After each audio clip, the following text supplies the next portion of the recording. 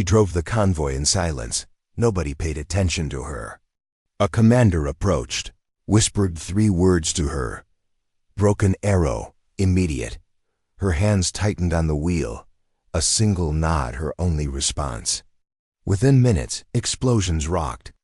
The checkpoint ahead. As chaos erupted, she calmly shifted gears, turned the wheel sharply, and accelerated down a route no one knew existed. Maya Kowalski sat behind the wheel of the armored transport vehicle, her profile obscured by the harsh desert sun reflecting off the windshield.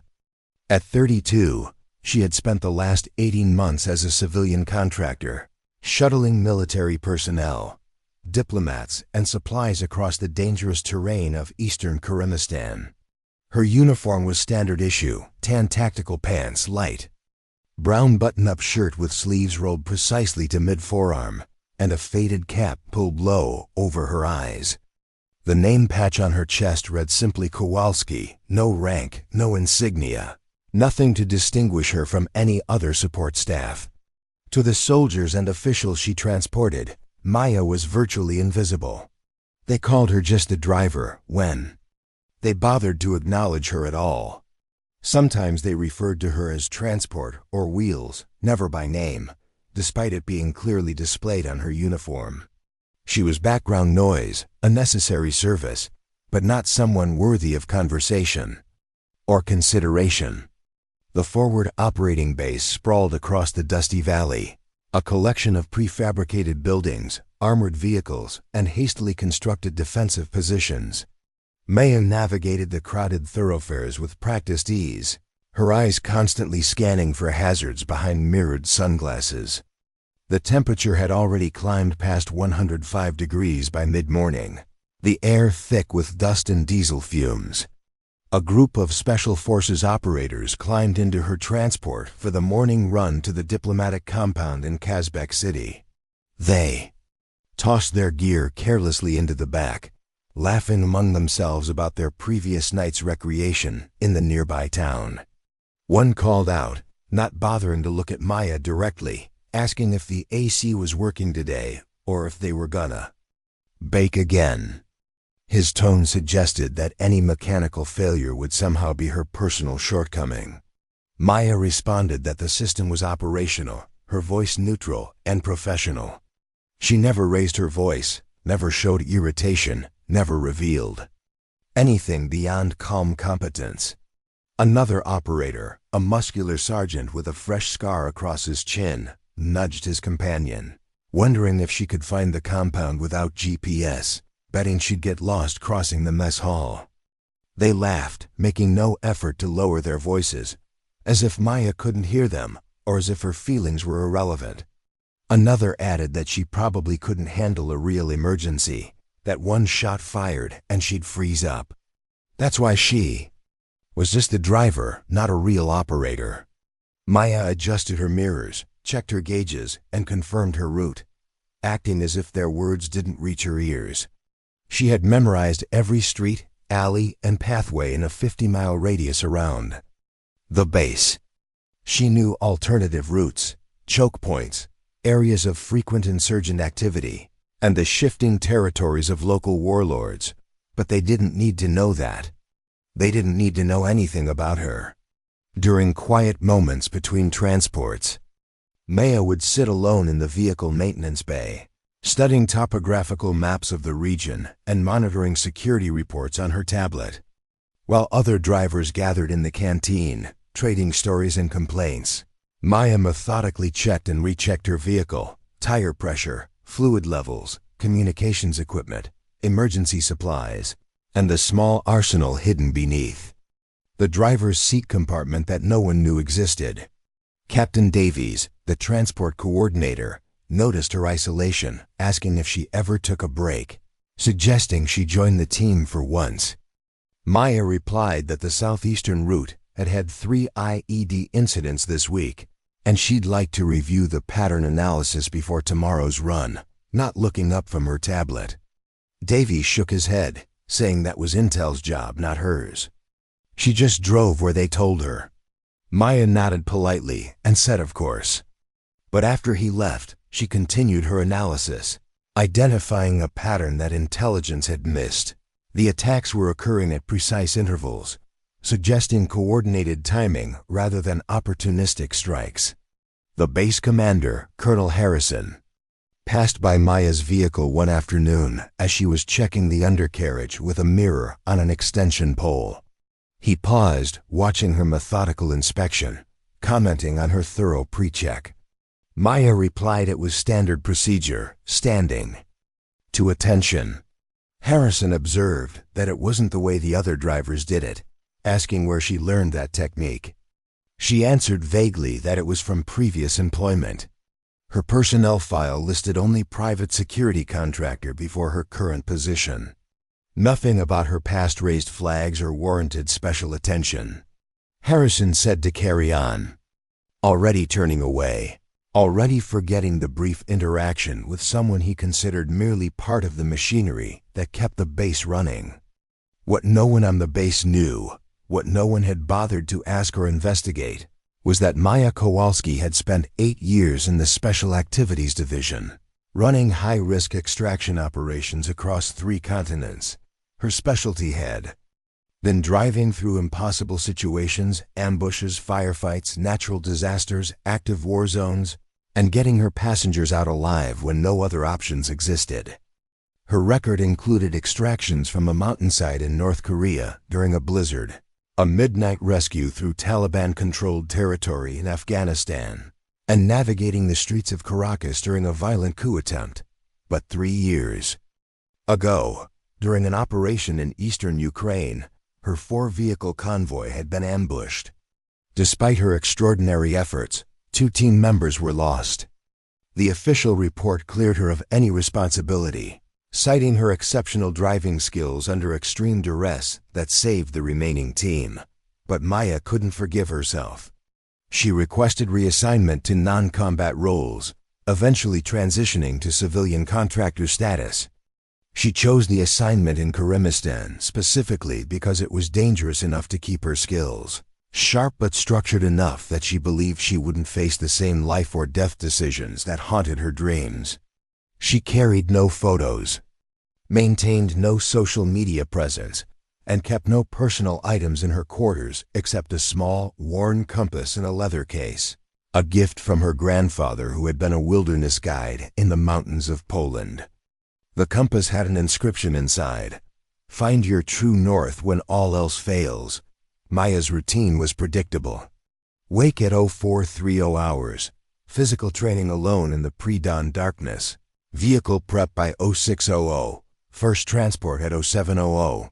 Between assignments, she maintained her vehicle, studied regional intelligence, and occasionally ventured into the local markets, not for souvenirs but to listen to the conversations of the locals, improving her understanding of the regional dialect and gathering information about mood and potential threats. The other drivers noticed her isolation, creating stories to explain her aloofness. Some suggested she was running from a failed relationship. Others theorized she had washed out of more elite units and was embarrassed by her demotion to just driving. A few even speculated she might be intelligence, gathering information while posing as a driver. None guessed the truth, and Maya never corrected them.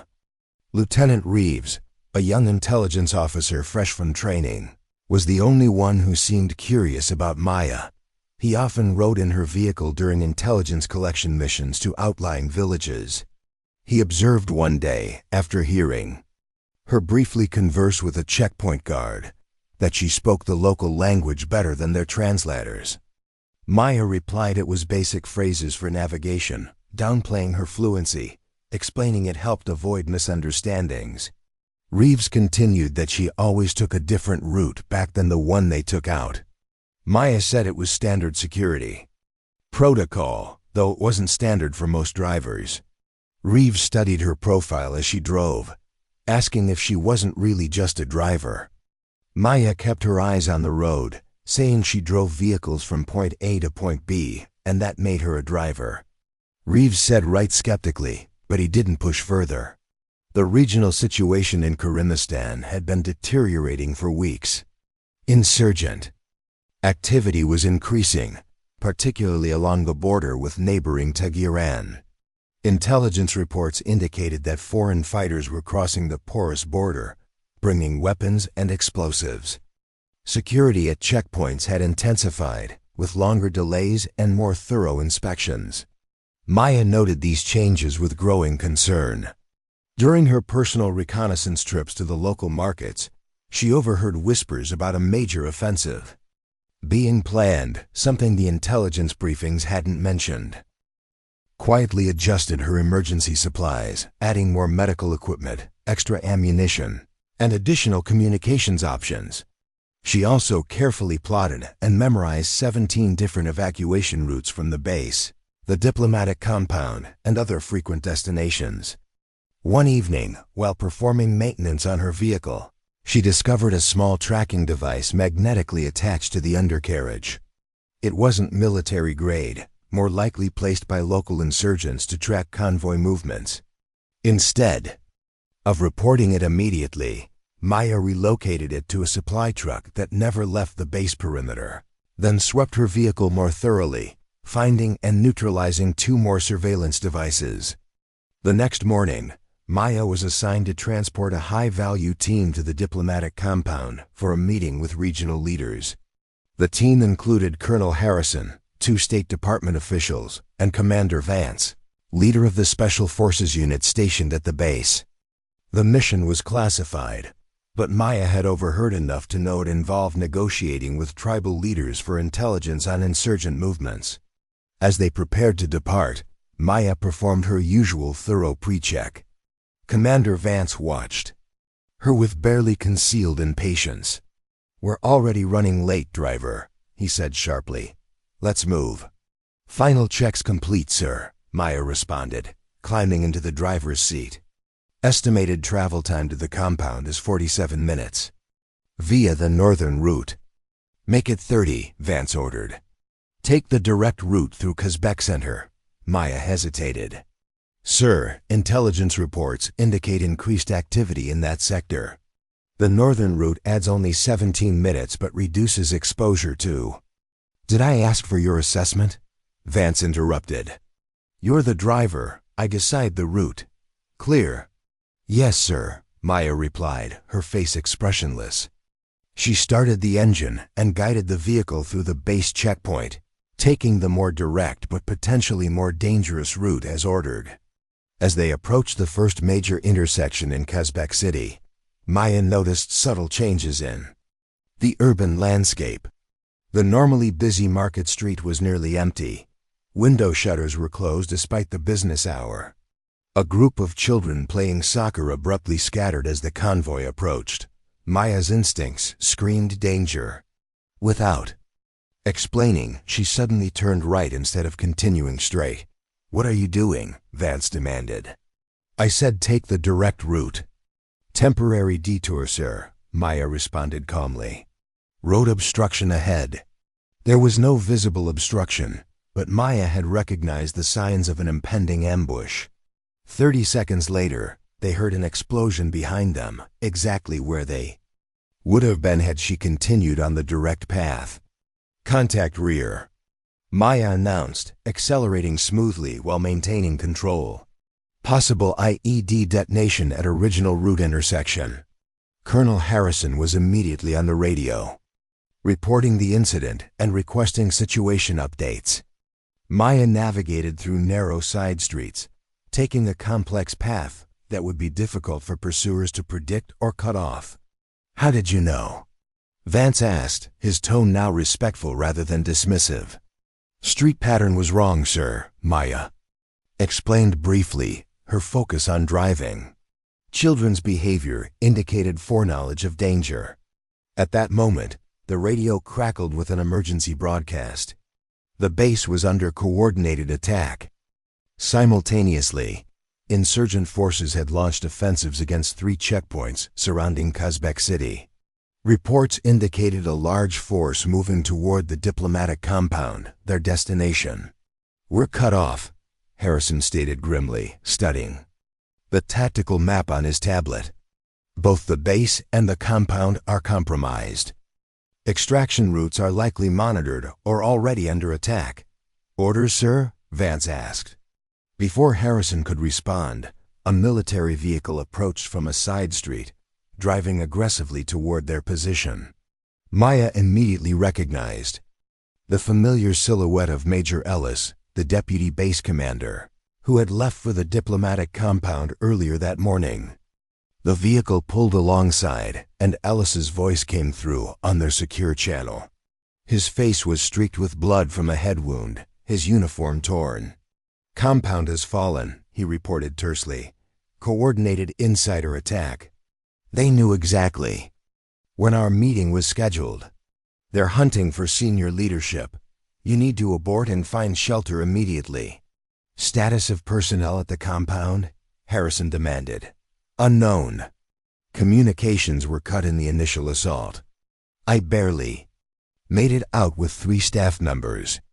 We're headed for emergency extraction point Delta." As Ellis's vehicle pulled away, continuing down the main road, Maya made a split-second decision, turning onto an unmarked alley barely wide enough for their vehicle. "Driver, follow Major Ellis," Vance ordered. "Negative, sir," Maya replied, her voice firm for the first time. "This route is safer." Before anyone could object further, an explosion rocked the street behind them, followed by the distinctive sound of small arms fire. Through the rear-view mirror, Maya could see Ellis's vehicle engulfed in flames. "Ambush," she stated flatly. They were tracking his vehicle. The reality of their situation descended on the vehicle's occupants. They were isolated in hostile territory, cut off from both their base and the diplomatic compound, with unknown numbers of enemy combatants actively hunting them. Commander Vance's radio suddenly crackled to life. "Broken arrow, immediate." The voice belonged to General Ward at Central Command. It was the emergency code indicating forces were overrun and in danger of complete defeat. The implications were clear. They were on their own, with no immediate extraction possible. Maya's hands tightened on the wheel, a single nod her only response to the coded message. Within minutes, as they navigated through increasingly narrow streets, explosions rocked the city center behind them. The coordinated attack was larger than anyone had anticipated. "We need to reach the secondary extraction point at the old airfield," Harrison stated, examining his tactical map. "Negative, sir," Maya said, turning down yet another unmarked path. "That location is likely compromised. I have an alternative." For the first time since the crisis began, everyone in the vehicle truly looked at the woman they had dismissed as just the driver. In the rearview mirror, Maya could see the sudden recognition in their eyes, the realization that their lives now depended entirely on the person they had consistently underestimated. "Where are you taking us, Kowalski?" Harrison asked, his tone now one of deference rather than command. "To safety, sir," Maya replied, accelerating down a dirt track that wasn't on any official maps. "And then to extract everyone left behind." As the reality of her words sank in, the vehicle's occupants exchanged glances. The driver wasn't just finding escape for herself and her current passengers. Somehow, against all odds, she was planning to rescue the others too. Maya navigated through terrain that seemed impassable for vehicles, yet she found paths where none appeared to exist. Her driving was precise, confident, utilizing techniques that spoke of extensive training and experience, far beyond what would be expected of a base transport driver. "Who are you really?" Vance finally asked, breaking the tense silence. Maya's eyes remained fixed on the challenging path ahead, her hands steady on the wheel as she guided them away from danger and toward a destination only she knew. "Right now, sir," she replied with quiet intensity. "I'm the only chance we have." Maya guided the vehicle away from the main roads, navigating through a labyrinth of narrow alleys and unmarked paths that didn't appear on any official maps.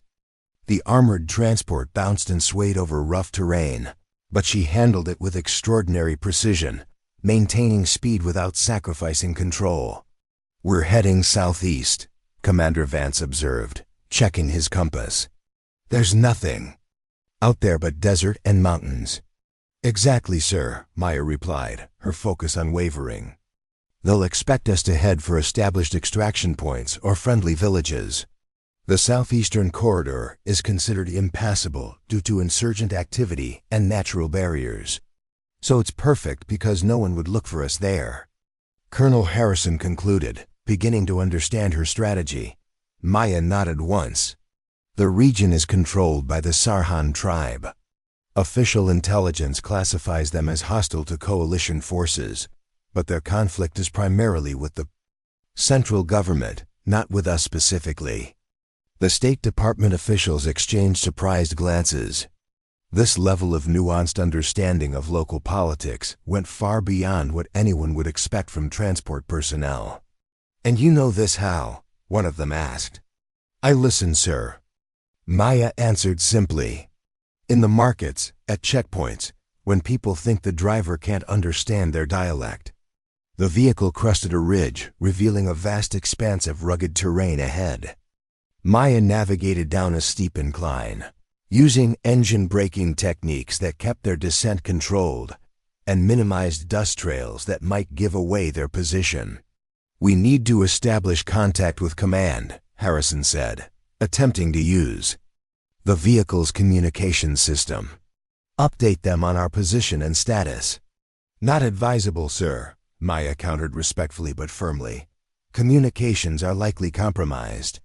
The coordinated nature of the attack suggests significant intelligence.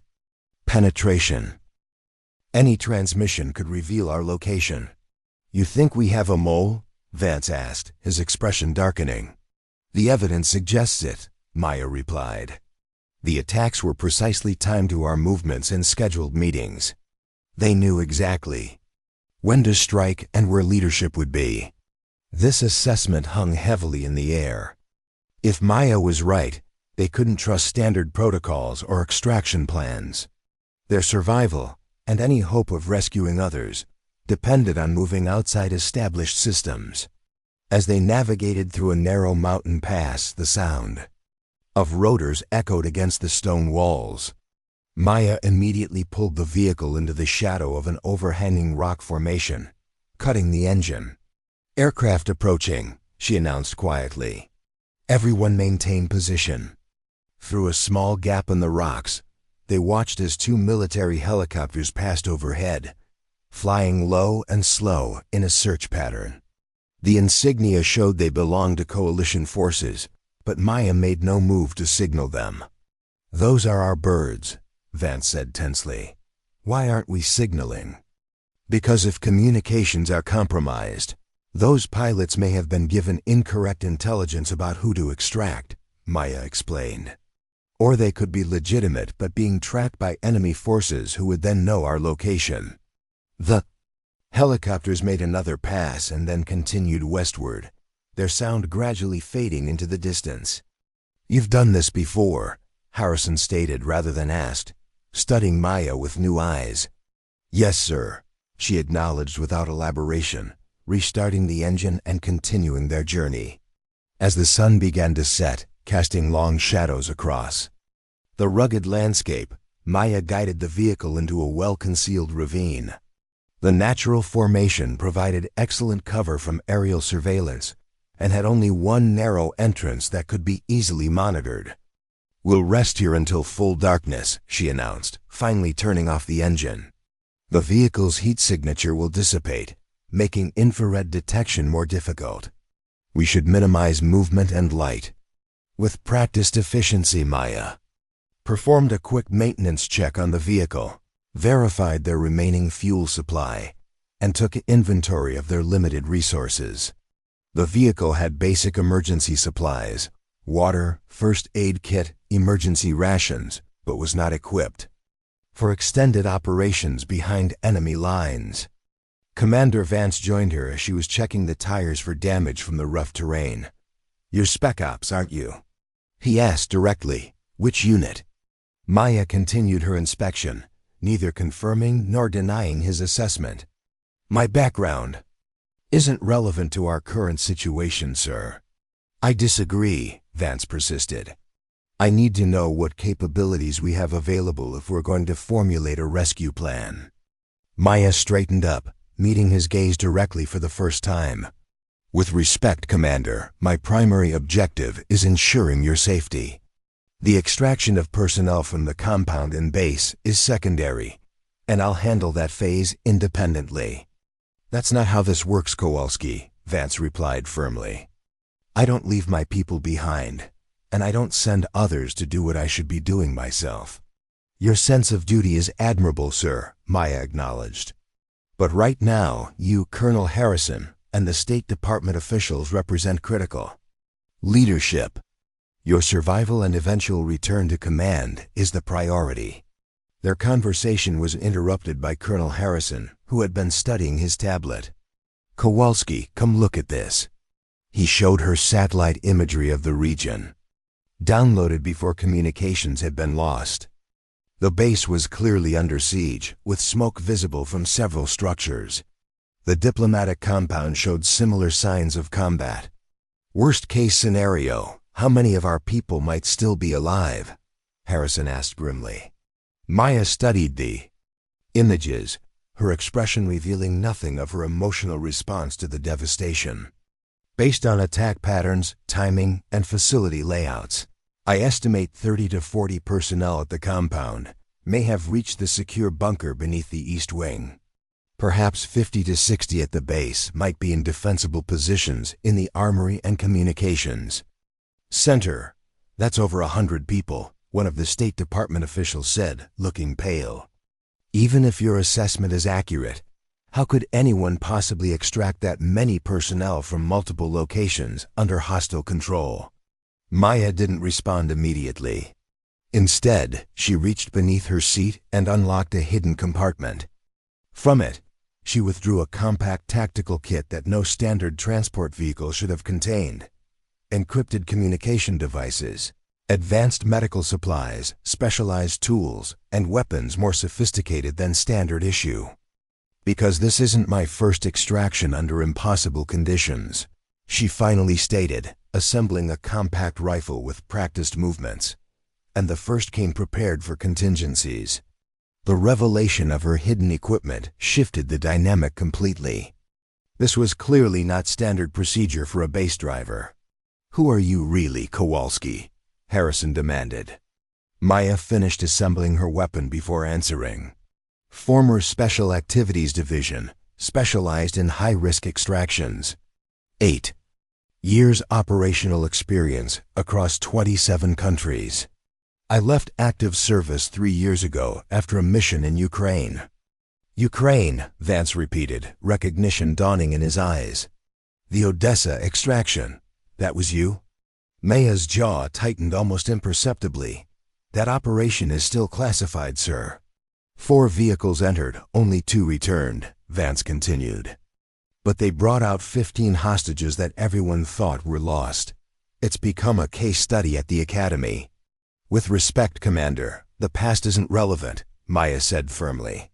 What matters is our current situation and the personnel still in danger. As night fell completely, Maya outlined her plan.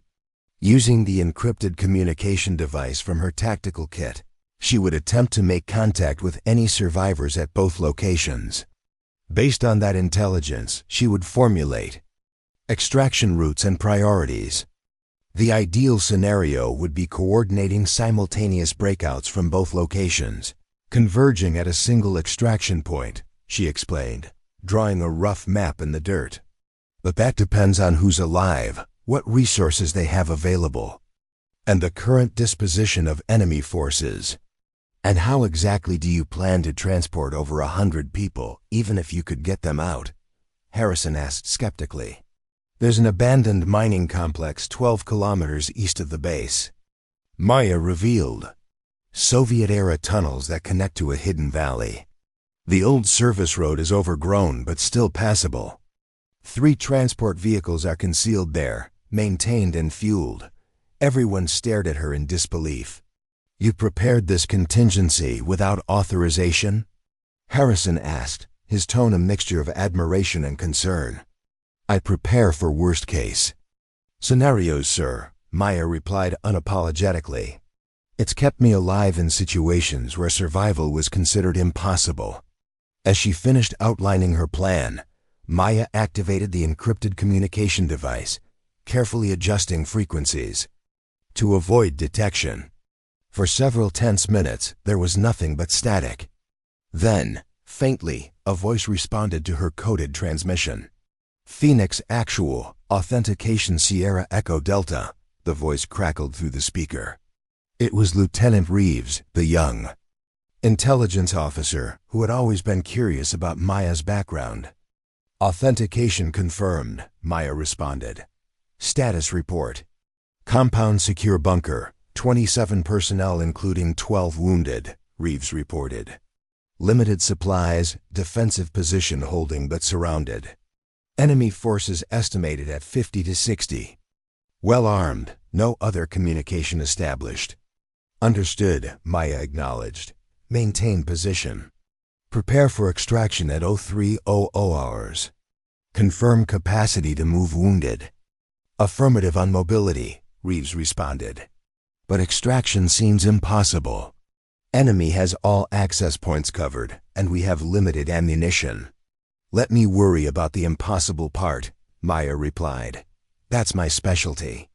After ending the transmission, she attempted contact with the base. After several failed attempts using different frequencies, a response finally came through. "Base Communication Center, 15 personnel operational," reported a voice Maya recognized as Sergeant Chun from Security Forces. "Holding position, but running low on supplies. Medical bay intact with 32 wounded. Armory compromised. Enemy controls 80% of the facility." "Understood," Maya acknowledged. "Maintain defensive posture. Prepare for extraction initiative at 0300 hours. Priority on wounded mobility." After confirming the plan, Maya terminated the communication to minimize the risk of detection. The picture was now clear: 42 personnel at the compound, and 47 at the base, including wounded. Extracting them all would require precision timing, diversionary tactics, and perfect execution. "You're planning to extract both locations in a single night?" Vance asked incredulously. "That's the only option," Maya finished for him. "Enemy forces will execute any prisoners once they've consolidated control. We have approximately 6 hours before they breach the remaining defensive positions." Without waiting for further discussion, Maya began preparations. From her tactical kit, she assembled specialized equipment for the mission ahead: night vision devices, sound suppressors for her weapons, compact explosives for diversionary purposes. "I need to move independently to maximize effectiveness," she informed the group. "Commander Vance, your skills would be valuable for this operation, but your primary responsibility is ensuring Colonel Harrison and the State Department officials reach safety." Vance looked torn between his duty to protect senior leadership and his desire to participate in the rescue of his personnel. "I can't just sit here while you attempt this alone," he argued. "You're not," Maya countered. "You're fulfilling the most critical mission, preserving command structure. I need you to guide them to these coordinates." She handed him a small navigation device. "It's an abandoned shepherd's hut with concealed access to underground tunnels. Wait there until 0600 hours. If I haven't returned with the extracted personnel by then, continue to the secondary evacuation point marked in the device." Her tone and bearing left no room for argument. Despite having no official rank or authority, Maya had naturally assumed command of the situation, and even the senior officers deferred to her expertise in this crisis. As she prepared to depart, Colonel Harrison approached her. "Why did you leave the service, Kowalski?" he asked quietly. "Someone with your skills." Maya paused in her preparations. 2 team members died under my watch in Ukraine. The official report cleared me of responsibility, but I couldn't reconcile myself to the loss. So you chose to drive transport vehicles in another war zone? Harrison sounded puzzled. I chose a role where I believed my decisions wouldn't determine who lived and died, Maya replied. Clearly, I was wrong. With that, she checked her weapons one final time and prepared to move out. The night was moonless, providing optimal conditions for stealth movement. Before departing, she addressed the group one last time. If I don't return, the navigation device contains complete instructions for reaching friendly forces across the border. The path is unmonitored and passable even without specialized training. We'll see you at 0600, Vance stated firmly, refusing to acknowledge the possibility of failure. Maya nodded once, then disappeared into the darkness with silent efficiency that spoke of years of specialized training in covert movement. She traveled light and fast across the difficult terrain, using natural features for cover and avoiding open areas where possible. Her movement pattern was unpredictable, changing direction frequently, doubling back occasionally, and using techniques to minimize trackable evidence of her passage. The diplomatic compound was her first objective, being closer to their current position and housing more critically wounded personnel. As she approached, she used high-powered compact binoculars to assess the situation. The compound was surrounded by insurgent forces with heavy weapons positioned at all main entrances. Sentries patrolled the perimeter in predictable patterns, suggesting they felt secure in their control of the area. Through thermal imaging, Maya could detect concentrations of heat signatures, indicating where the majority of enemy forces were gathered. The secure bunker was located beneath the east wing, with no direct external access except through the main building. Any conventional rescue attempt would require fighting through multiple layers of enemy forces, a suicidal approach with the resources available. Maya studied the terrain and compound layout, formulating and discarding multiple extraction scenarios.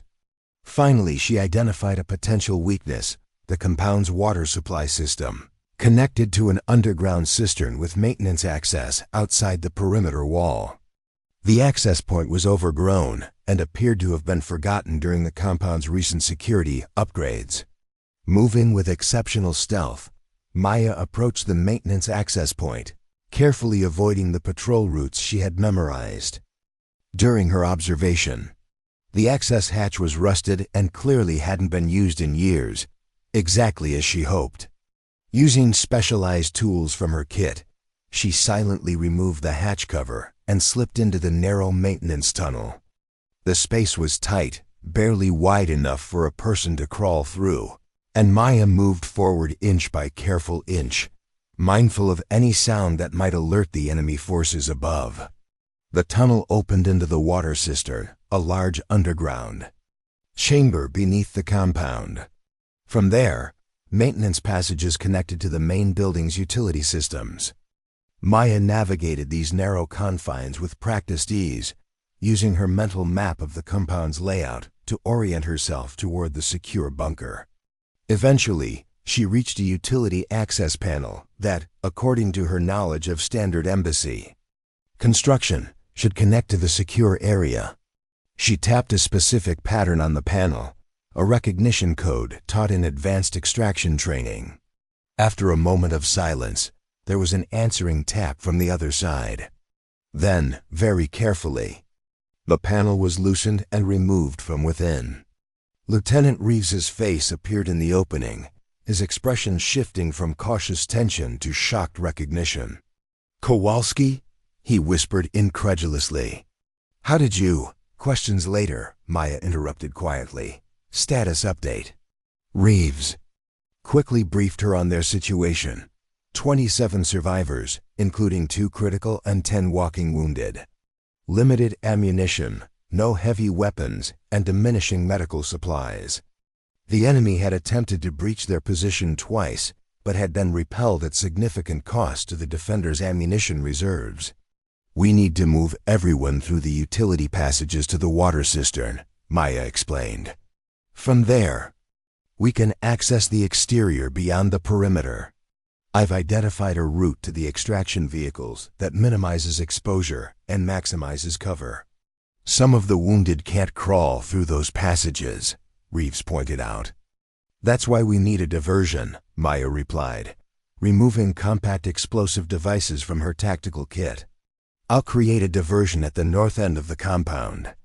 When enemy forces respond, we'll have approximately 4 minutes to move the wounded through the main corridors to the utility room, then down to the cistern. The plan was dangerously simple, yet required perfect timing and execution. Maya provided Reeves with detailed instructions, then made her way back through the utility passages to set her diversion. Using her specialized training in explosives, she placed devices at key structural points around the north wing of the compound, not to cause casualties, but to create the impression of a major assault from that direction. The explosives were timed to detonate in sequence, mimicking the pattern of an organized attack. Once the devices were placed, Maya returned to the secure bunker to prepare the survivors for extraction. The wounded were stabilized as much as possible with limited supplies, and the able-bodied personnel were organized into teams to assist those with limited mobility. On my signal, Maya instructed the group, "Move quickly but quietly. Anyone who falls behind compromises everyone. Else, the most severely wounded will be carried by designated teams. No one gets left behind." At precisely 0230 hours, Maya activated the detonation sequence. The first explosion rocked the north wing, followed 30 seconds later by a second blast. Then a third. As predicted, enemy forces responded immediately, redirecting significant numbers toward what they perceived as an external attack. "Move now," Maya ordered, leading the first team into the corridor. The extraction proceeded with careful urgency, each team moving in coordinated sequence toward the utility room. Maya positioned herself at strategic points along the route, providing cover where needed and ensuring no one deviated from the planned path. When enemy forces realized the attack was a diversion, they began returning to their positions, but by then, all 27 personnel had reached the utility room. Maya secured the door with improvised barricades to delay pursuit, then guided everyone through the access panel into the utility passages. Moving the wounded through the narrow passages was painfully slow, requiring careful maneuvering in the confined space. Maya positioned herself at the rear, ensuring no one was left behind and providing security against potential pursuit. After what seemed an eternity, the group reached the water cistern. From there, the maintenance tunnel led to the exterior access point where Maya had entered. One by one, the survivors emerged into the darkness outside the compound perimeter, gathering in a shallow ravine that provided concealment from perimeter guards. "Stay low, maintain noise discipline," Maya instructed quietly. "We're not safe yet." With the first group extracted, Maya faced her next challenge. Reaching the base and extracting the remaining personnel before dawn revealed their movements to enemy aerial surveillance. The clock was ticking, with less than 3 hours remaining before daylight would make movement exponentially more dangerous. As she led the group away from the compound, Maya maintained constant vigilance, scanning for threats while calculating their next moves. The base extraction would be even more challenging, but she had already formulated a plan during her approach to the compound. "We've got a long night ahead," she told Reeves as they moved through the darkness. "But everyone's going home." Without hesitation, Maya began implementing this seemingly impossible plan. Timing her movement between searchlight sweeps, she crossed the exposed ground in a low crouch, using shadow patterns for minimal concealment. Reaching the building exterior, she began her ascent, finding handholds and architectural features and battle damage that would have been invisible to less experienced eyes. The climb was treacherous, with sections of the wall crumbling under her weight, forcing last-second adjustments and precarious holds. One mistake would mean not only her death, but the loss of 15 personnel counting on her for rescue. Reaching the damaged section of wall, Maya carefully tested the structural integrity before pulling herself inside. She found herself in what had been an office now partially collapsed from explosive damage.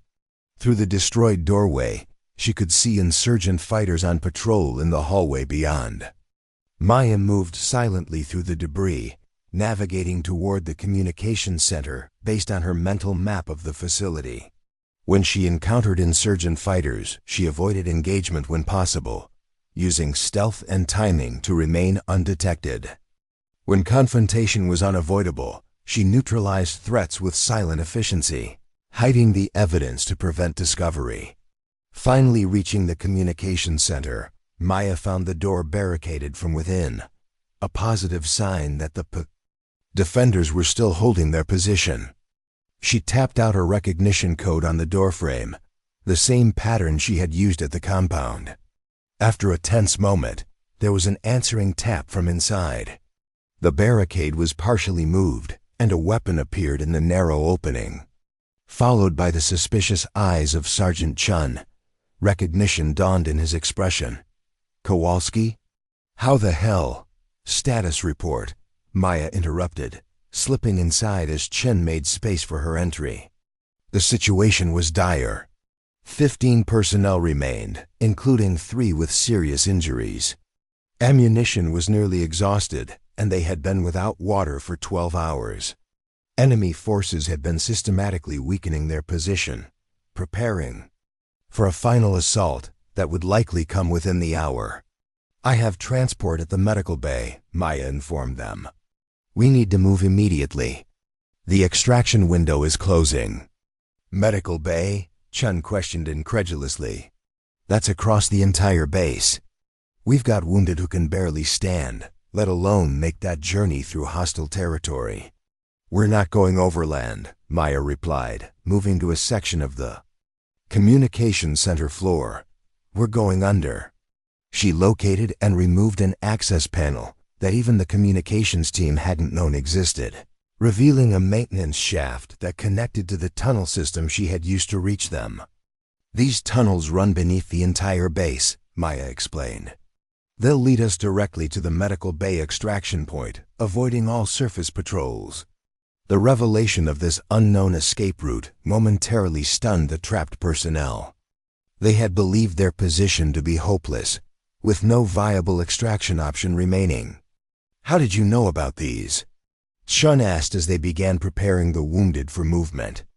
"I make it my business to know all possible escape routes wherever I'm stationed," Maya replied simply. "Knowledge is often the difference between life and death in our line of work." The evacuation through the tunnels was grueling, especially for the wounded.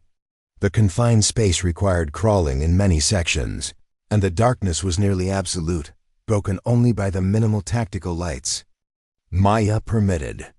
Progress was painfully slow, but Maya maintained a steady pace, understanding that speed had to be balanced against safety and the physical limitations of the injured. After 40 minutes of difficult movement, they reached the access point near the medical bay. Maya scouted ahead, confirming that the extraction vehicle was still in position with Reeves maintaining security. "Final phase," she announced to the exhausted group. 15 meters of exposed movement to the vehicle. "We move in teams of 3, wounded with escorts. No hesitation, no stopping until you're aboard." The extraction proceeded with the disciplined urgency of soldiers who understood their lives depended on perfect execution. Team by team, they crossed the exposed area and boarded the vehicle, while Maya provided overwatch from a concealed position. As the last team prepared to move, an insurgent patrol rounded the corner of an adjacent building. Maya reacted instantly, moving to intercept before they could raise an alarm.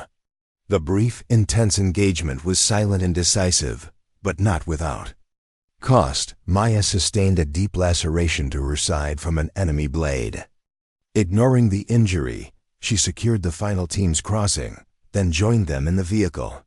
Blood soaked the side of her uniform, but her expression and voice betrayed nothing of the pain she must have been feeling. "All personnel secured." She reported to Reeves, who had taken the driver's position. "Execute extraction route, Charlie."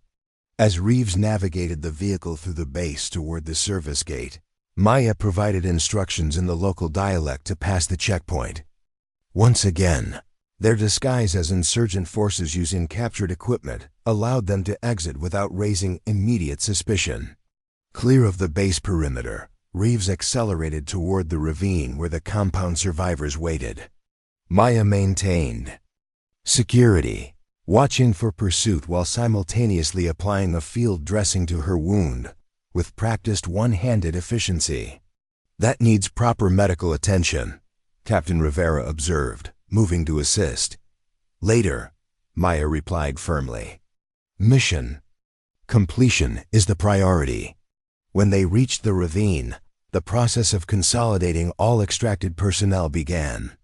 In total, they had rescued 74 people, 27 from the compound and 47 from the base, many with injuries requiring urgent medical care. "We need to move everyone to the transport vehicles at the mining complex," Maya instructed, her voice steady despite her worsening condition. "It's 8 kilometers northwest through difficult terrain. We move in 20 minutes." While the group prepared for the final phase of their journey, Maya conferred with Reeves and the other team leaders, providing detailed instructions and contingency plans. Her wound continued to bleed despite the dressing, but she refused further treatment, focused entirely on completing the mission. The journey to the mining complex was the most challenging phase of the entire operation. Moving 74 people, many seriously wounded, across 8 kilometers of hostile territory required exceptional navigation skills and constant vigilance. Maya positioned herself at the rear of the column, ensuring no one was left behind while simultaneously covering their trail to delay any pursuit. Dawn was breaking as they reached the abandoned mining complex, a collection of dilapidated Soviet-era structures partially reclaimed by the desert. Maya led them to a concealed entrance overgrown with vegetation, revealing a tunnel that descended into darkness. "The vehicles are 200 meters in," she explained, organizing teams to assist the wounded through the narrow passage. True to her word, 3 large transport vehicles waited in a cavernous underground chamber, fueled, maintained, and positioned for immediate departure. The chamber connected to a hidden valley through a long tunnel that emerged far from any known roads or settlements. As the wounded were loaded into the vehicles, Colonel Harrison and Commander Vance arrived with the State Department officials, having reached the rendezvous point following Maya's instructions. Harrison surveyed the scene with astonishment. "You actually did it," he said, his voice filled with disbelief and admiration. "Everyone said extracting even a few personnel would be impossible under these conditions." Maya, now visibly weakened from blood loss but still functioning through sheer determination, merely nodded. Impossible is just a word people use when they've stopped trying to find solutions. The convoy departed through the hidden tunnel as the sun cleared the horizon, following a route that Maya had personally scouted and secured months earlier, another example of her extraordinary foresight and preparation. They traveled throughout the day, using paths unmarked on any official maps, navigating through terrain considered impassable by conventional standards. Maya alternated between vehicles, checking on the wounded, adjusting their route based on changing conditions, and maintaining security despite her deteriorating physical condition. By nightfall, they reached the border crossing Maya had established, a remote section where geographic features made surveillance difficult and patrols infrequent. After confirming security through observation, she guided the convoy across the border into Allied territory.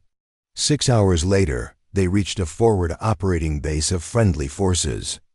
As medical teams rushed to attend to the wounded and security personnel established protective perimeters, Maya finally allowed herself to acknowledge the severity of her own injury. Captain Rivera insisted on treating her immediately, revealing that the laceration had caused significant blood loss that would have incapacitated most people hours earlier. You should have been unconscious from hypovolemic shock, Rivera stated as she worked. How were you still functioning?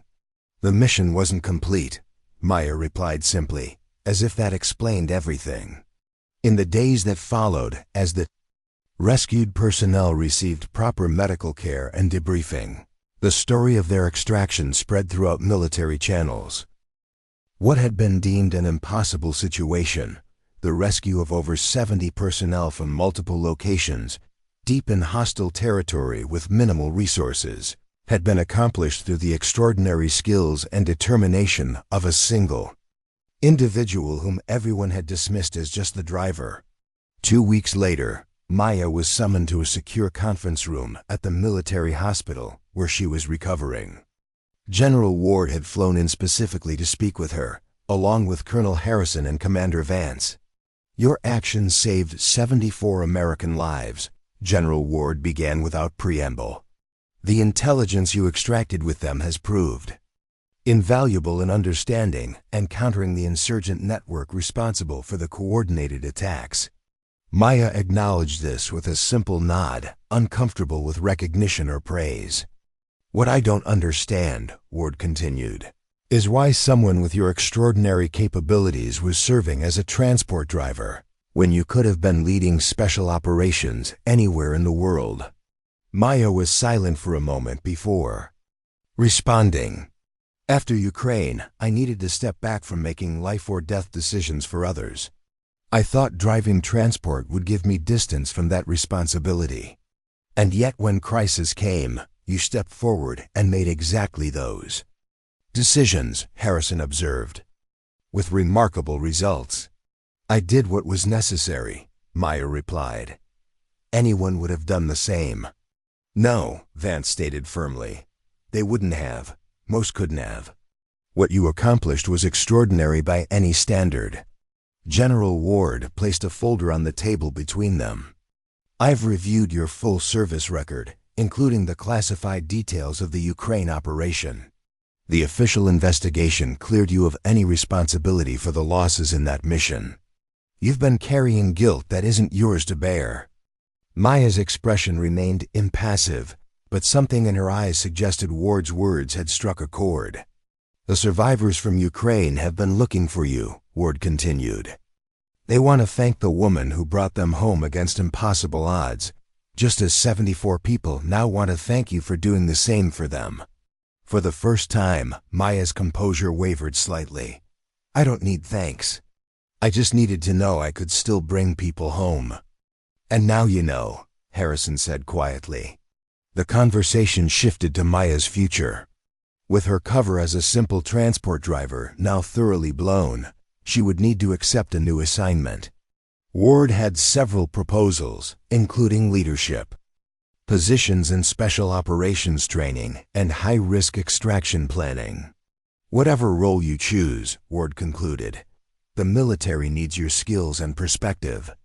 But more importantly, we need your commitment to never accepting that something is impossible just because conventional wisdom says it is. As Maya considered her options, Lieutenant Reeves entered the conference room, carrying a small wooden box. The teens wanted you to have this, he said, placing it before her. Inside was a custom-made compass, similar to the one her grandfather had given her, but with an important difference. Inscribed inside the lid were the words, "She was called just the driver until she brought everyone home." Maya ran her fingers over the inscription, her expression softening for the first time since the operation began. Sometimes the person everyone underestimates is exactly the one you need when facing the impossible, Reeves said. You taught us all that labels and assumptions mean nothing compared to determination and skill. As the meeting concluded and Maya prepared to leave, General Ward had one final question. The hidden vehicles, the tunnel systems, the border crossing, you prepared all of that without orders or authorization. Why? Maya paused at the doorway. Because hope isn't a strategy, sir. In my experience, survival depends on preparation for worst-case scenarios that everyone else believes will never happen. I'd rather be over-prepared for an emergency that never comes than underprepared for one that does. Ward nodded thoughtfully, a philosophy more of us should adopt. In the months that followed, Maya's approach to impossible extractions became standard training for special operations units. The specific techniques and strategies she had developed through years of experience were formalized into protocols that would save countless lives in future crises. But perhaps her most important legacy was the shift in perspective throughout the military hierarchy. Her actions had definitively proven that titles and appearances mean nothing compared to capability and courage. The person dismissed as just the driver had accomplished what entire special forces teams had deemed impossible. Maya eventually accepted a position training the next generation of extraction specialists, instilling in them not just technical skills but her fundamental philosophy. There are no impossible situations, only insufficient preparation, limited creativity, and a failure of will. Her story spread throughout military circles, becoming legendary among those who work in the shadows. But Maya herself remained as she had always been, focused on preparation, committed to bringing everyone home, and completely uninterested in recognition or glory. Because for Maya Kowalski, the greatest reward had never been medals or acclaim. It was the knowledge that when faced with the impossible, she had found a way to navigate through darkness and bring everyone safely home. 6 months after the unprecedented extraction in Karimistan, Maya stood at the back of a classroom at Fort Bragg's Special Operations Training Facility. A new cohort of extraction specialists sat attentively as Commander Vance presented the case study of what was now officially called the Karimistan Miracle. The operation had become required study for advanced tactical training across all military branches. 74 personnel extracted from hostile territory with minimal resources and 0 casualties during extraction, Vance emphasized, pointing to key locations on the tactical display. An operation that 3 separate computer simulations had deemed statistically impossible. A young lieutenant raised his hand. "Sir, with respect, computer models can't account for extraordinary individual performance." Was this really an applicable case study, or just an outlier based on one exceptional operator? Vance smiled slightly. "An excellent question, Lieutenant. Perhaps you should direct it to the architect of the operation." He gestured toward Maya, at the back of the room. "Major Kowalski, would you care to address that?" The room turned in surprise. Many had been unaware of her presence, which was exactly how Maya preferred it. With reluctance but determination, she moved to the front of the classroom. The promotion to major had been one of many changes since Karimistan, all of which made her somewhat uncomfortable. The success in Karimistan wasn't about exceptional individual capability, Maya began, her voice quiet but commanding.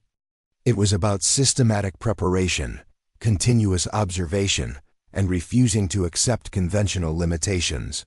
She activated the tactical display, bringing up detailed maps of the region. Every driver in that region had access to the same information I did. Every operator could have observed the same patterns in local behavior. Every soldier could have identified and prepared alternative extraction routes. Maya highlighted the tunnel systems and concealed vehicles she had prepared. These preparations weren't made because I had special insight or abilities. They were made because I rejected 3 dangerous assumptions that limit operational effectiveness. She held up one finger. First, the assumption that standard protocols are sufficient for all scenarios. A second finger joined the first. Second, the assumption that official intelligence represents complete situational awareness. A third finger completed the set. Third, the assumption that certain actions are impossible simply because they've never been done before. The room was silent, every student focused intently on her words. The vehicles were hidden 6 months before they were needed, Maya continued. The tunnel routes were mapped through careful observation during routine transports. The local dialect was learned through consistent interaction with regional personnel not specialized training. She looked around the classroom, meeting the eyes of each student. Everything that made the extraction successful was available. To anyone willing to reject complacency and embrace continuous preparation. There was nothing extraordinary about the operator. What was extraordinary was the refusal to accept that 74 people would die, because saving them was deemed impossible. Her presentation continued for 20 minutes, breaking down each phase of the operation with clinical precision. She emphasized the practical, replicable elements while downplaying the aspects that others might attribute to her unique skills or background. When she finished, there was a moment of silence before the questions began, detailed, technical inquiries about specific decisions and techniques. Maya answered each one directly, without embellishment or dramatization. After the session concluded, Vance approached her. "You do realize you're undermining your own legend?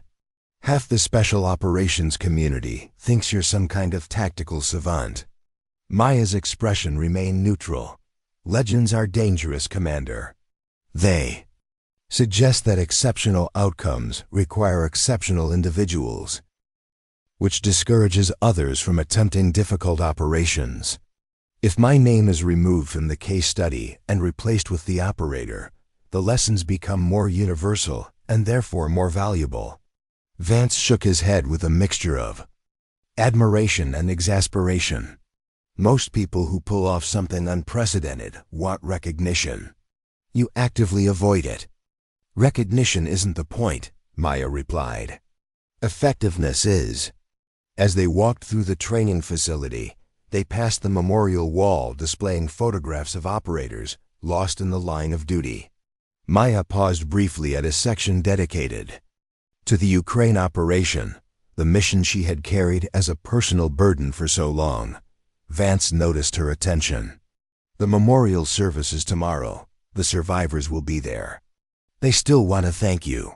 Maya nodded slightly. "I'll be there. They deserve closure." That evening, Maya sat alone in her sparse quarters, reviewing the training curriculum she had developed for extraction specialists. Unlike standard protocols that focused primarily on tactical maneuvers and equipment utilization, Maya's program emphasized cognitive approaches, systematic observation, cultural integration, and the psychology of survival under extreme conditions. A knock at her door interrupted her concentration. She opened it to find Lieutenant Reeves, now assigned to intelligence operations at Fort Bragg. "Major," he greeted her with a smile. "The team is gathering at O'Malley's to mark the 6-month anniversary. They were hoping you might join them." Maya hesitated. Social gatherings remained uncomfortable for her, especially when she was likely to be the center of attention. "I have curriculum revisions to complete," she began. "With respect, Major," Reeves interrupted gently. "The people you brought home want to share a meal with the person responsible for their being alive to eat it. The curriculum can wait one night." Recognizing the validity of his perspective, Maya nodded. "Give me 10 minutes." O'Malley's was a small pub just outside the base, known for its privacy and military clientele. When Maya entered alongside Reeves, the conversations paused momentarily before resuming with deliberate normalcy, a courtesy she appreciated. In the back room, 32 of the Karimistan survivors had gathered, along with Commander Vance and Colonel Harrison. They greeted Maya with respectful nods rather than the effusive welcome she had dreaded. Someone handed her a beer, which she accepted with a quiet "thank you." As the evening progressed, Maya found herself drawn into conversations that were surprisingly comfortable. The survivors didn't treat her with awe or excessive gratitude. Instead, they included her as one of their own, a fellow soldier who had shared an extraordinary experience. Later in the evening, Sergeant Chun approached her table. He had been among those extracted from the communication center, and now walked with a slight limp from injuries sustained during the siege. "Major, there's something I've wanted to ask you," he said, taking a seat across from her. "When you came for us in the communications center, You had already extracted the compound personnel and could have evacuated them immediately. Taking on the base extraction doubled your risk and reduced everyone's chances of survival. Why make that call? The question silenced those nearby, all clearly interested in her answer. Maya considered her response carefully. During my first field operation in Kosovo, my commander told me something I've never forgotten. He said, "The measure of who we are is what we do with what we have." At that moment in Karimistan, what I had was the knowledge, skills, and opportunity to attempt the extraction. Leaving without trying would have been counter to everything that defines us as a service. She paused, then added, "It wasn't heroism. It was obligation. Given the same circumstances and capabilities, any of you would have made the same choice." Chun shook his head slightly. "I'm not sure that's true, Major, but I'd like to believe it is." As the gathering continued, Captain Rivera, the medical officer from the base, joined their conversation. "I've been meaning to tell you, 3 of the critically wounded personnel you extracted have returned to full duty status. The doctors said their survival was statistically improbable, given the conditions and timeline." Maya allowed herself a small smile. "I find statistics are often based on limited understanding of what's possible." "That's exactly what I wanted to discuss," Rivera continued with growing enthusiasm. "I've been developing a new protocol for field trauma management based on the techniques you used during the extraction. Extending the survival window by even 20 minutes could change outcomes across the entire combat medicine spectrum." For the next hour, Maya engaged in detailed discussion with Rivera about the potential protocol, offering insights from her experiences without claiming any special medical knowledge. What might have been a simple social gathering had transformed into an impromptu collaboration that could save future lives. Exactly the kind of practical outcome Maya valued. As the evening wound down, Colonel Harrison approached Maya. "Walk with me a moment, Major." Outside in the cool night air, Harrison lit a cigar and offered one to Maya, which she declined with a shake of her head. "General Ward has a new assignment he wants to discuss with you," Harrison began. "It's classified above my clearance level, which means it's either incredibly important or monumentally dangerous, likely both." Maya nodded, waiting for him to continue. "Before you meet with him, I wanted to share an observation," Harrison said.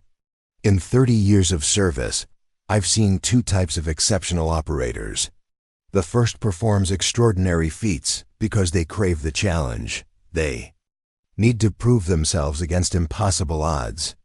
They burn bright and often burn out." He studied the ember of his cigar thoughtfully. "The second type performs those same feats not because they need to prove anything, but because they've identified what needs to be done and simply proceed to do it, regardless of the conventional wisdom about its possibility." Harrison turned to face Maya directly. "You're firmly in the second category, which makes you invaluable for certain types of operations. But it also makes you vulnerable in ways the first type isn't." "How so?" Maya asked, genuinely curious about his assessment. "The challenge seekers protect themselves emotionally. They compartmentalize.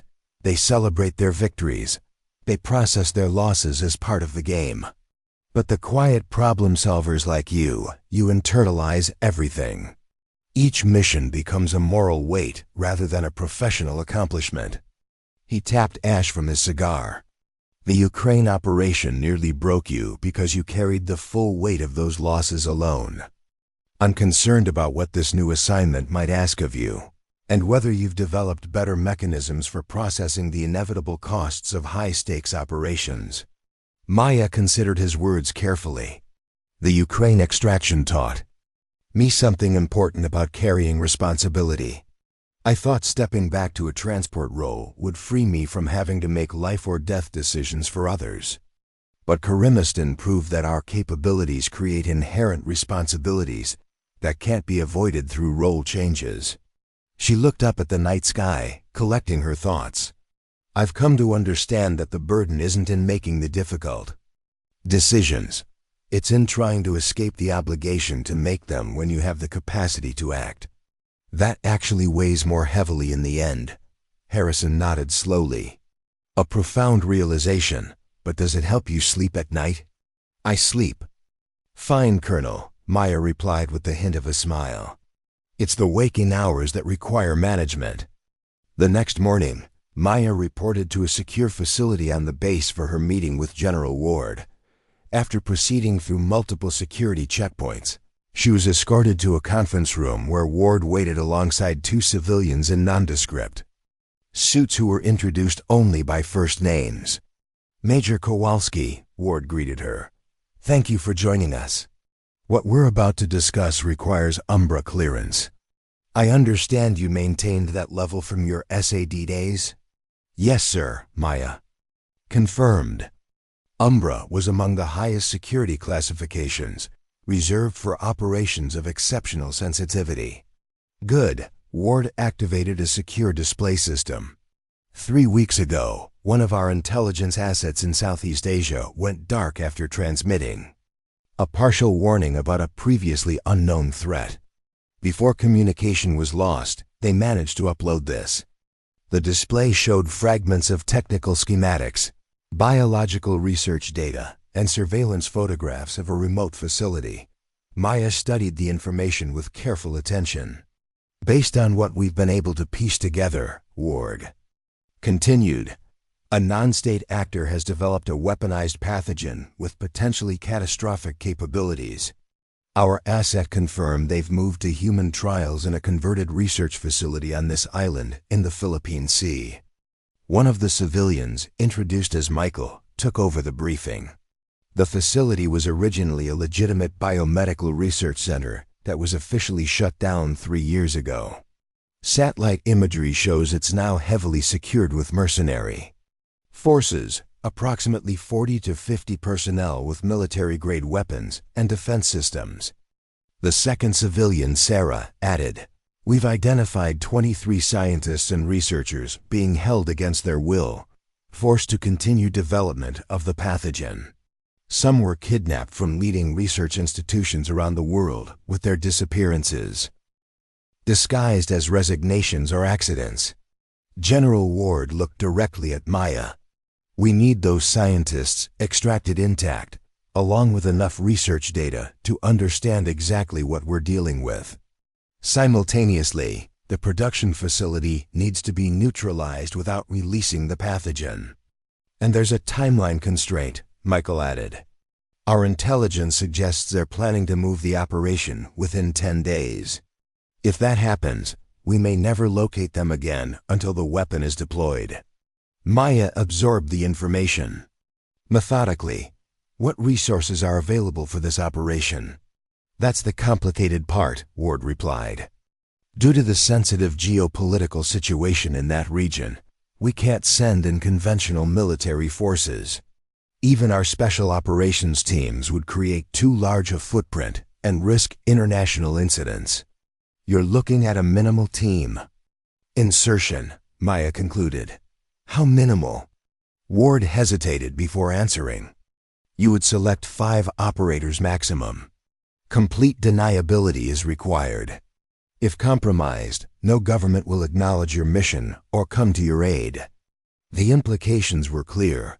This was effectively a suicide mission if anything went wrong.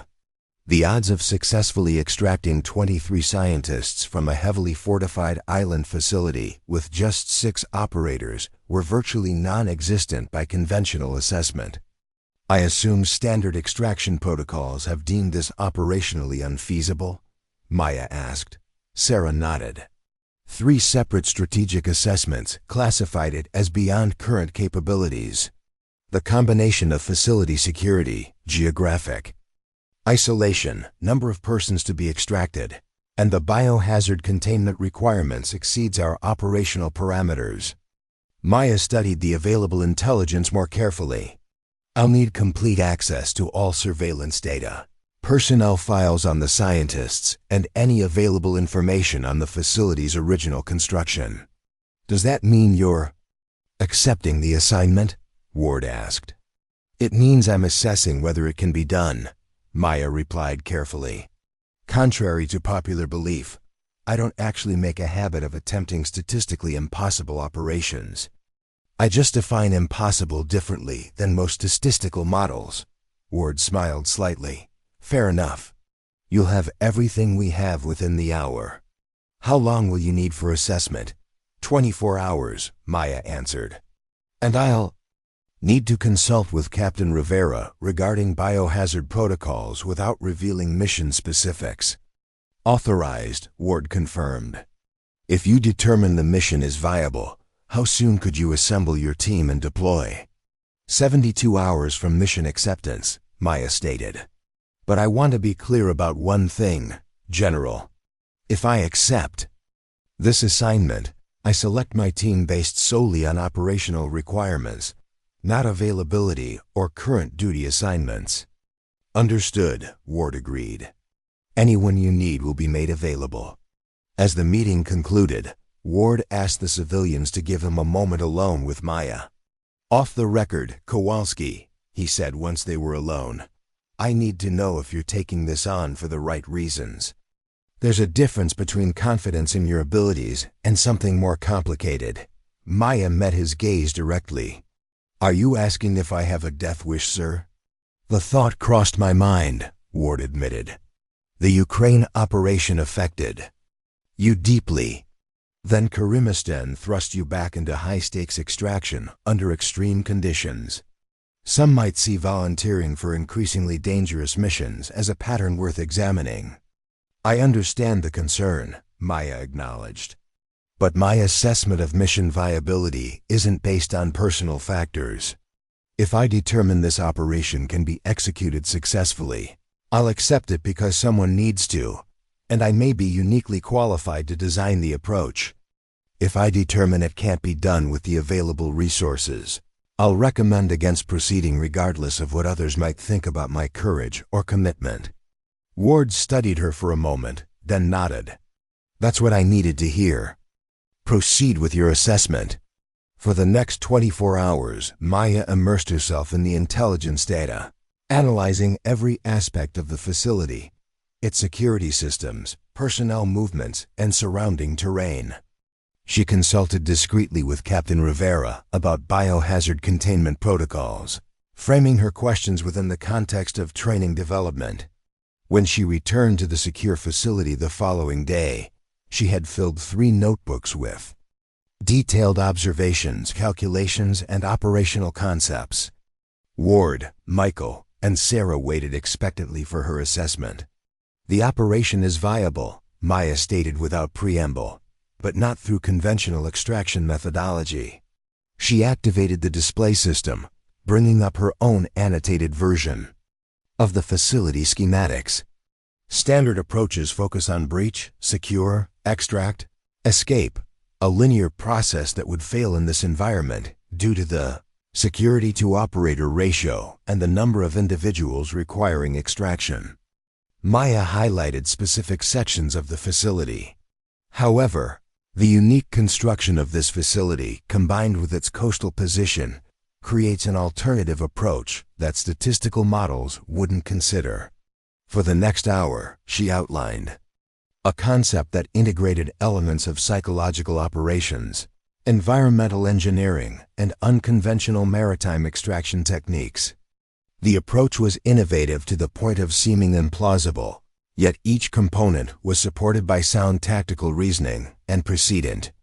The key insight, Maya explained, is that we don't need to defeat the security forces, we need to temporarily separate them from the scientists. By creating a controlled environmental emergency in this section of the facility, security protocols will automatically relocate non-essential personnel to these evacuation points while critical. Research staff will be moved to the secure containment area. She traced the sequence on the display. This creates a 12-minute window to access the containment area from beneath through the original seawater cooling system intakes, which were sealed but not removed during the facility's conversion. Michael looked skeptical. Those intakes would be submerged. You're proposing an underwater infiltration through sealed intakes while carrying enough equipment for biohazard containment? Yes, Maya confirmed without hesitation. Using modified closed-circuit rebreathers and specially designed modular equipment pods. Once inside, we secure the research data and prepare the scientists for extraction through this maintenance tunnel that connects to the northeastern cliff face. She highlighted the extraction route. Vertical descent to these underwater caves, then specialized transport to a submarine position beyond territorial waters. Total operation time from initiation to international waters, approximately 4 hours. Sarah shook her head in disbelief. And the neutralization of the pathogen production? Targeted thermal sterilization, Maya replied. Captain Rivera confirmed that sustained temperatures above 160 degrees Celsius would neutralize any known biological agent without the risk of aerosolization. We can achieve this by repurposing the facility's own incineration system, originally designed for waste management. There was a long silence as the others absorbed the audacity and intricacy of her plan. This is unorthodox, Ward finally commented. Conventional approaches have already been deemed impossible, Maya pointed out. Unorthodox is all that remains.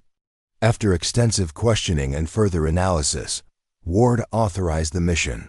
Select your team and prepare for deployment. Complete. Operational security applies. No documentation beyond this room. As Maya prepared to leave, Sarah approached her. I've analyzed dozens of high-risk operations in my career, Major. I've never seen anything like what you've proposed today. May I ask how you developed this concept? Maya considered the question thoughtfully. Most operational planning begins with proven methodologies and then adjusts for specific conditions. I start with the specific conditions and develop methodologies around them without preconceptions about what should or shouldn't work. That's a rare approach, Sarah observed. It's actually quite natural, Maya countered. Children do it instinctively before education teaches them to start with established solutions. Sometimes the most effective innovation comes from temporarily forgetting what you've been taught about limitations. Over the next 72 hours, Maya assembled her team, 5 operators, chosen not for rank or decorations, but for specific skills and psychological profiles that matched the operations. Unique requirements. None were conventional choices, and 2 had been passed over for special operations roles, despite exceptional aptitudes. Maya selected them precisely because their perspectives weren't limited by traditional training. The night before deployment, Maya sat alone in her quarters, reviewing every detail of the operation. A knock at her door revealed Commander Vance. "Heard you're shipping out tomorrow," he said. "Classified mission. Operators from outside the usual channels. Sounds familiar." Maya invited him in. "I can't discuss the details." "I know," Vance assured her. "I'm not here to ask about the mission. I'm here because I recognize the pattern. You're attempting another impossible extraction, aren't you?" When Maya didn't deny it, he continued. "Before Karimistan, you carried the weight of Ukraine alone. This time, whatever you're facing, remember you've built something important here. A community of people who understand what it means to redefine possible." He placed a small package on her desk from the Karimistan team, a reminder. After he left, Maya opened the package to find a simple dog tag with an inscription, "The impossible just takes longer." As she prepared for sleep, Maya reflected on how much had changed. Since she had hidden behind the wheel of a transport vehicle, trying to escape the burden of impossible choices. Tomorrow she would lead another mission that conventional wisdom deemed unachievable. But this time, she carried not just the weight of responsibility, but also the strength of knowing she wasn't alone in her refusal to accept arbitrary limitations. The journey from just the driver to the architect of impossible rescues hadn't changed her fundamental nature.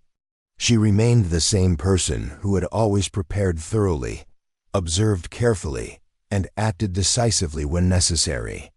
The difference was that she now understood that her capabilities created obligations that couldn't be avoided through role changes or self-doubt. As she drifted toward sleep, Maya's final thought was a silent promise to the 23 scientists waiting unknowingly for rescue. Impossible is just the starting point. Hold on a little longer, we're coming for you. Up next, you've got 2 more standout stories right on your screen. If this one hit the mark, you won't want to pass these up. Just click and check them out. And don't forget to subscribe and turn on the notification bell so you don't miss any upload from us.